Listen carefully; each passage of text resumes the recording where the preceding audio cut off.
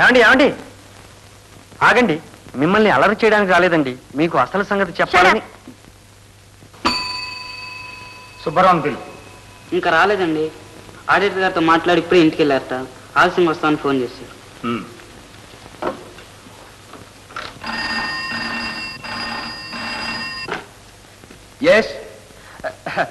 Yes sir, అయిపోయిందండి, వచ్చేస్తున్నాను. రావద్దు, రేడియో తెచ్చేదాకా రావద్దు. ఏమిటయ్యా ఇది? నీకేమైనా మంచి మర్యాద ఉందా? మీ తమ్ముడు దంచేస్తాడు పొడి చేస్తాడని చెప్పి తీసుకువెళ్ళి రేడియో నెల రోజులు ఇంట్లో అట్టే పెట్టుకుంటావా? మా ఇంట్లో ఒకటే గొడవ. No no no no, this won't do. సాయంత్రంలోగా ఆ రేడియో మా ఇంటికి చేరాలి. This is my last warning, తెలిసిందా? లక్ష్మి, లక్ష్మి, ఏమిటా పొగరు, ఏమిటా నిర్లక్ష్యం? చేస్తే చేయాలి, లేకపోతే మానాలి. ఏమిటండి? ఏమిటది? ఏమిటేమిటే, ఈ జమీందారు గారు ఒకరి వద్ద తల వంచి పనిచేయరని చెప్పి నేను అందరి కాళ్ళు గడ్డాలు పట్టుకుని రేడియోలు పోగు చేసుకురావడం, అవన్నీ ఒక మూల పారేసి ఈయన గారేమో నా కళ్ళు మరగేసి షికార్లు కొట్టడం, వాటికి సంజాయిషి చెప్పుకోలేక నేను తిట్లు తినడం. ఏమిటని? నా పరువు మర్యాద గంగా కలుస్తుందని వీడికి నా ఖాతా ఉందా అని. అసలు ఇంతకీ ఏం జరిగిందండి? ఏం జరుగుతుంది? మా ప్రొపరేటర్ గారు రేడియో తీసుకొచ్చి ఎన్నాళ్ళైంది అని. నెల రోజులు అయిందా? అది చేయను అనడు. ఆయన గారి భార్య గారేమో ఆయన గారు తిడుతుందట. ఆయన గారు ఫోన్లో నన్ను తిడుతున్నాడు. నన్ను తిట్టాడు, నేను మరిది గారిని మందలిస్తాను. ఎప్పుడు ఉన్నదేగా. ఏం మందలిస్తావు ఏమో నాకు తెలియదు. ఇవాళ సాయంకాలంలోగా ఆ రేడియో కనుక రిపేర్ చేసి ఆయనకు అప్పచెప్పకపోతే నా ఉద్యోగం కాస్త ఊడుతుందని చెప్తున్నాడు ఆయన. ఆయన తర్వాత నీ ఇష్టం, ఈయన గారి దయ. ఇదిగో మళ్ళీ చెప్తున్నా, సాయంకాలానికల్లా ఆ రేడియో ఇచ్చామని ఫోన్ చేయకపోతే నేను ఇంటికి కొడతాను.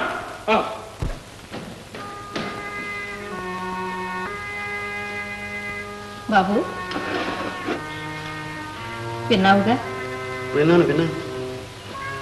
నేను వినాలిగా అన్నయ్య అంత దగ్గరగా మాట్లాడేది.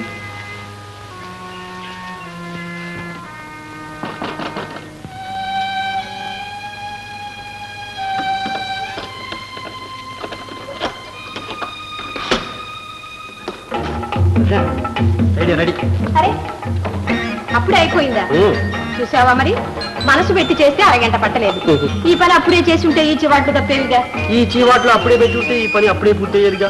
ఓహో, చీవాట్లు పెడితే గాని పని పూర్తి కాదన్నమాట. అది కాదు, అన్నయ్య నన్ను చీవాట్లు పెట్టినా అవి నాకు దీవెన. కానీ వాడు నా మూలంగా అన్నయ్య మాట పడ్డారు. అదే నా బాధ. ఎవరైనా సరే అన్నయ్యను ఏమన్నా అంటే నేను సహించలేదు. సరే, ఈ రేడియో ఇచ్చేసి మాటకు మాట అప్పచెప్పొస్తాను.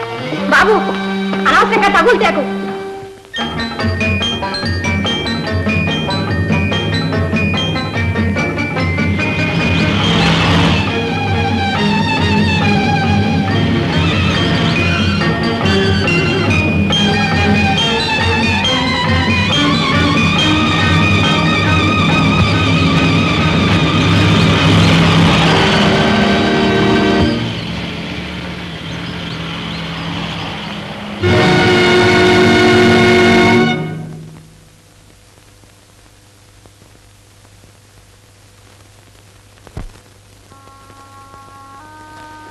ఇప్పుడు ఏమిటి దారి? వాళ్ళ ఇంటికి వెళ్ళి క్షమాపణ చెప్పి గడువడికి వస్తాను. క్షమాపణ? పిచ్చివాడ, ఇది ప్రమాదం అంటే ఆవిడ గారు నమ్ముతారా? నమ్మకేం చేస్తారు అదినా? మనం ఏమన్నా రేడియో కావాలని పగలగొట్టామా? నీకు తెలియదు బాబు, లారీ కింద పడి పగిలిపోయింది రేడియో కాదు, మీ అన్నయ్య పరువు, ఆయన ఉద్యోగం. వదినా? అవును, ఆవిడ సంగతి నీకు తెలియదు. పోయిన రేడియోనే కావాలని కూర్చుంటుంది. పైగా అది ఆవిడ పుట్టింటి వారిచ్చిందట. ఆ బాధతో ఎంతైనా చేస్తుంది. ఇందా. వదినా, ఏమిటిది? ఇది ఒక్కటే మార్గం. ఇవి తాకట్టు పెట్టి ఇలాంటిదే ఇంకో రేడియో కొని ఆవిడకిచ్చిన అన్నయ్యకి తరువాత నచ్చ చెబుదాం. వదినా, వద్దు. కాదనకు శేషు, ఇది నీకెంతో నాకు అంతే సమస్య. సాయంకాలంలోగా రేడియో వాళ్ళ ఇంటికి చేరకపోతే సమర్థం జరుగుతుంది. వెళ్ళిరా నాయన. వదినా.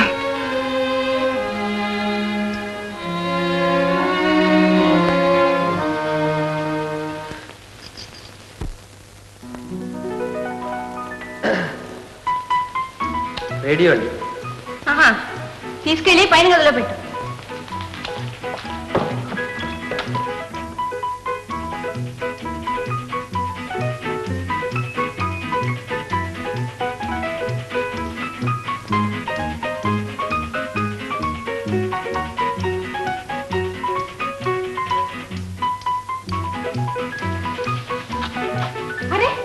జమీందార్ గారా, మీరు ఇప్పుడు వచ్చారు?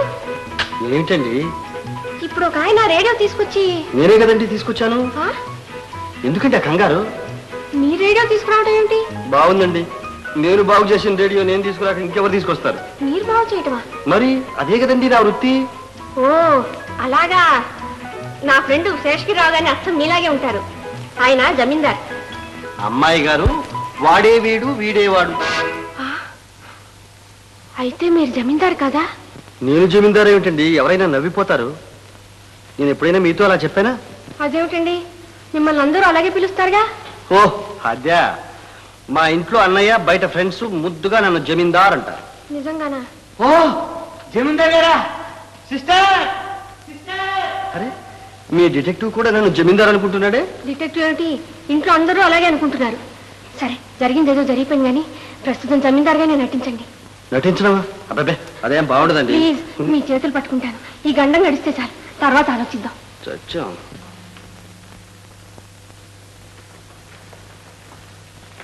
నమస్కారం జమీందార్ గారు. మా అమ్మాయి మీ గురించి చెప్పగా వినటమే కానీ. ఎందుక తొందర? పరిచయం చేయనివ్వండి. చూడండి జమీందార్ గారు, వారికి రాత మర్యాదలు ఏమి తెలియవు. వీరు మా వారు. This is my secretary. వీడు మా తమ్ముడు హనుమంతు. నోనో సిస్టర్, వట్టి అనుమాన్ కాదు, గ్రేట్ డిటెక్టివ్ హనుమాన్. వారికి తెలుసుదా? వీరే జమీందార్ శ్రీ శేషగిరిరావు గారు. అబ్బాబే నేనేం కాదండి. ఏమండి, మనం ఎంత చెప్పినా వాళ్ళు నమ్మరు. నిజం తెలిసిపోయింది. సారీ నాన్నగారు, మీకు ముందే చెప్పలేదు. 6 మాసాల పాటు జమీందార్ అని ఎవ్వరికీ తెలియకుండా స్వయం కృషితో డబ్బు సంపాదించి బ్రతకాలి. అప్పుడు గాని ఆస్తి అప్పగించరాదని వాళ్ళ వంశాచారం. అలాగా? ఎంత గొప్ప ఆచారం. గొప్ప, మహా గొప్ప. Secretary note it down. అంటే ఇప్పుడు ఏమైనా ఉద్యోగమా? నేను అవన్నీ రహస్యాలు, మనం అడగకూడదు. ఎంత రహస్యంగా దాచినా ఆ తేజస్సు ఆ టీవీ ఎలా దాచగలరండి? జమీందార్ అని వేరే చెప్పాలా? మరే మసిబొగ్గుల్లో మాణిక్యలా మెరిసిపోతుందా? Secretary, yes ma'am, note it down. Okay. ఏమండి, మీకు టైం అయింది కదా? కాఫీ అయినా తీసుకోకుండా. జమీందారు తెలియకపోతే ఏమైనా తీసుకుంటారు. ఇప్పుడు తెలిసిన తర్వాత పచ్చి మంచినీళ్ళు కూడా ముట్టుకోండి అన్న. ఆహా, ఏమి నియమం? Secretary, note it. Yes ma'am. వస్తానండి. ఆ కారు ఉంది. నాకు సైకిల్ ఉంది, కార్ ఎక్కను. వస్తానండి. ఆహా. Secretary, note it already. Pen advance ఉందే. My dear detective, this is pencil.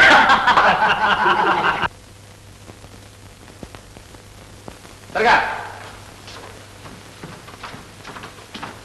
అక్కడ.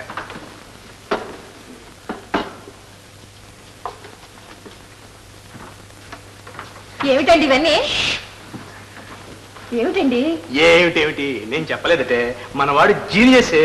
వాడు మనసు పెట్టి పనిచేయాలి కానీ 10 నిమిషాల్లో అద్భుతాలు అసాధ్యాలు చేసి పారేస్తాడు. ఇవాళ రేడియో బాగు చేశారా? బ్రహ్మాండంగా చేశాట. సరికొత్త రేడియో అనిపించేలా చేశాట. చూడు, ఇక మా ప్రొపరేటర్ గారి భార్య తెగ మెచ్చుకుని ఆయనకు భోజనం కూడా బాగా పెట్టిందట. ఆయన ఏమన్నా ఆఫీస్కి వచ్చి ఒకటే మెచ్చుకోవటం, భోజనాన్ని కాదు రేడియోని. మీ తమ్ముడు పేరుతో రేడియో మాత్రమే కాదు, అందులో ప్రోగ్రాంలు పాటలు కూడా బాగుపడ్డాయో అని ఒకటే తెగ మెచ్చుకుంటుంటే దిష్టి తగులుతున్నా నాకు భయం కూడా వేసింది అనుకో. ఆ పొగడ్తలన్నీ మనం వింటే అయక్షణం కూడాను.